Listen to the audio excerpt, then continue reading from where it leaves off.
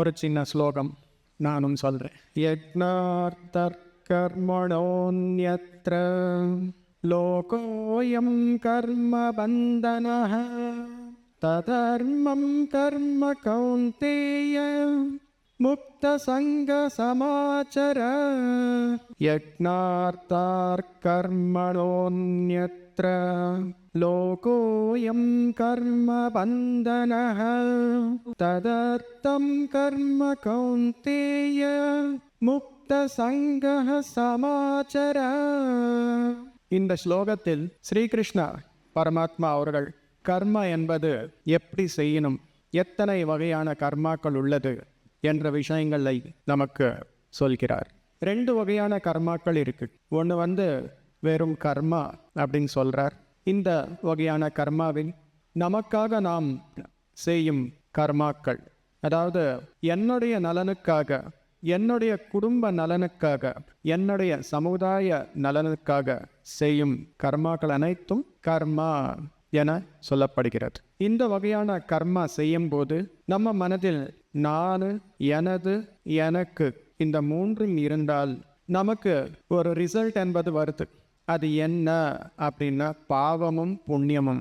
நல்ல கர்மாக்களை செய்தால் புண்ணியம், கெட்ட கர்மாக்களை செய்தால் பாவம்.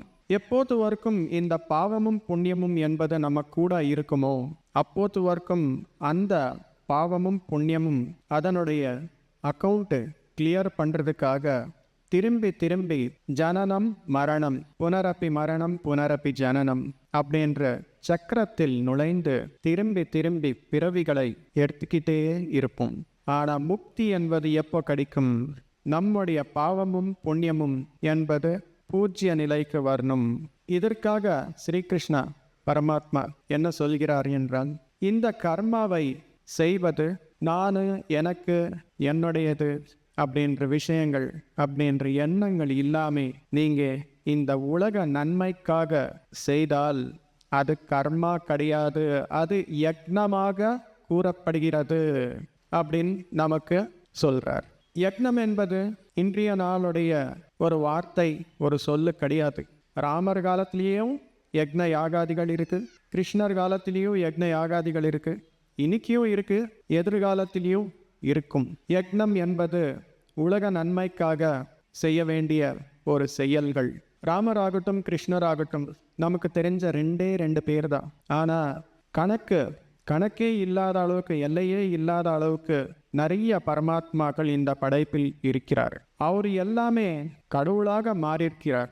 எப்படி மாறினார், எப்படி படைப்பாளர்கள் என்ற ஒரு பேர் அவருக்கு வந்தது? இந்த விதமான யக்ன யாகங்கள் எல்லாமே கடைப்பிடித்து உலக நன்மைக்காக நான், எனக்கு என்பது விட்டுட்டு அவர் செய்தார்.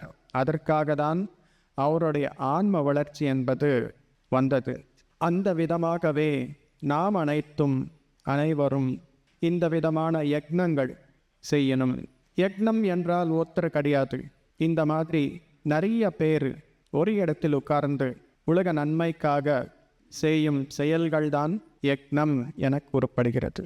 இந்த யக்னம் நடக்கும்போது நான், எனது, எனக்கு என்பது இல்லாமல் இன்றைய நாள் அனுபவபூர்வகமாக செய்கிறார் என்றால் அது வெறும் நமக்கு சொல்லிக் கொடுத்தது பத்ரிஜி அவர்களை மட்டுமே. மை டியர் ஃப்ரெண்ட்ஸ், அப்போது வரைக்கும் நான் யக்னம் செய்வேன், நான் யக்னத்தில் பேசுவேன், நமக்காக செய்கிறோம், நான், நமக்கு, எனக்கு, உனக்கு, இது எல்லாமே இல்லாமல் செய்கிறது எப்படி அப்படின்னு சொல்லி கொடுத்தது பிரம்மர்ஷி பிதாமக பத்ரிஜி அவர்கள் மட்டுமே. மை டியர் மாஸ்டர்ஸ், நிறைய பேருக்கு தெரியும் இந்த விஷயங்கள் எல்லாமே இல்லாமல் செய்வது தான் யக்னம் அப்படின்னு சொல்லி.